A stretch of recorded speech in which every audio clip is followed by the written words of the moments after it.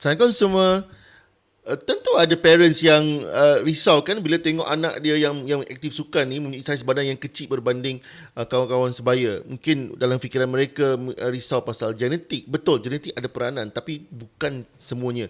Pemakanan yang betul sebenarnya boleh membantu anak mencapai maksimum potensial dia.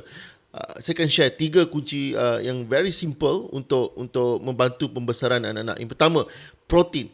Bayangkan protein ni dia macam batu bata. Kalaulah batu bata tak cukup, macam mana kita nak bina bangunan? So dalam konteks kita nak bina badan yang kuat. So pastikan setiap meal anak kita ada protein. Kalau anak nak capai potensi yang maksimum, antara makanan yang boleh bantu, telur, protein dia tinggi, dapat membantu pembentukan otot dan hormon. Ayam dan ikan, sumber protein berkualiti untuk growth. Susu, yogurt, tinggi kalsium untuk tulang. Ikan berlemak like salmon, sardin, ada ikan sardin, ikan sardin sardin, ikan selayang tu. Ada vitamin D semula jadi. Sayur hijau macam brokoli, bayam membantu kesihatan tulang. Buah-buahan boleh support overall development and recovery. So protein ni bukan sekadar bagi badan nampak berisi, tapi dia akan bantu pembentukan otot dan juga sokong hormon tumbesaran. Simple rule. Setiap kali makan, make sure ada protein. Yang kedua, kalsium and vitamin D. Yang mana kalsium dan vitamin D dia kena orang kata apa? Bersimpur rapat. Sebab apa? Kalsium kuatkan tulang, tapi tanpa vitamin D badan tak boleh serap dengan baik. Jadi selain susu, yogurt dan keju, pastikan anak-anak ni dapat matahari pagi. Ini combo penting untuk tulang jadi kuat, panjang dan bantu postur badan nampak lebih tegap. Yang ketiga, elakkan, ini ramai yang terlepas, elakkan gula berlebihan dan makanan proses. Gula berlebihan adalah satu cabaran yang besar sebab makanan sekarang kan. So gula yang tinggi sebenarnya boleh mengganggu hormon tumbesaran, especially waktu tidur.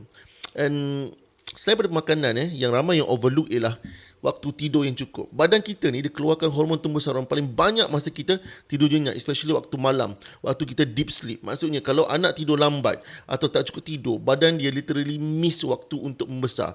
Tempoh deep sleep ialah antara pukul 10 malam hingga pukul 3 pagi. Hormon pertumbuhan pula dihasilkan paling aktif antara pukul 11 malam hingga pukul 2 pagi. So, kalau you all terlepas time ni dengan sebab main handphone kau semua, itu yang mengganggu you punya pembesaran. Anak yang berumur 6-12 tahun, you perlukan 9 hingga 12 jam sehari. Remaja memerlukan 8 hingga 10 jam sehari. Bukan sekadar tidur cukup jam, tapi kualiti tidur yang lebih penting. Tidur awal, bukan tidur lewat selepas main phone. Screen time sebelum tidur ni sebenarnya silent killer. Phone, tablet, cahaya biru dia tu boleh mengganggu hormon tidur. Okay? Nampak macam tidur, tapi sebenarnya tidur kita tak deep sleep. So resultnya badan tak recover. Growth pun akan tak optimum. So genetik ni sebenarnya mungkin tentukan dia punya range, tapi gaya hidup tentukan hasil sebenarnya. So tugas kita sebagai parents bukan paksa anak jadi tinggi, tapi bagi badan dia peluang untuk capai potensi yang maksimum. Selain pemakanan, movement pun penting. So di antara exercise yang boleh membantu perkembangan badan untuk jadi a bit tinggi ialah like macam lompat, jumping drill, skipping. Dia akan stimulate tulang and coordination. Sprint pendek, dia akan build power and hormone growth. Body weight exercise, push up, squat, plank, kuatkan otot dan posture. Hanging bar exercise, gayut tu, dia bantu stretchkan badan dan juga improvekan posture. Dan of course bersukan yang mana dalam sukan ni akan ada agility, balance, coordination. So tak perlu pergi gym sangat pun. Yang penting aktif and consistent. Cuba konsisten 6 bulan buat apa yang saya cakap tadi tu. InsyaAllah akan ada perubahan. Genetik tentukan potensi, tapi disiplin tentukan hasil.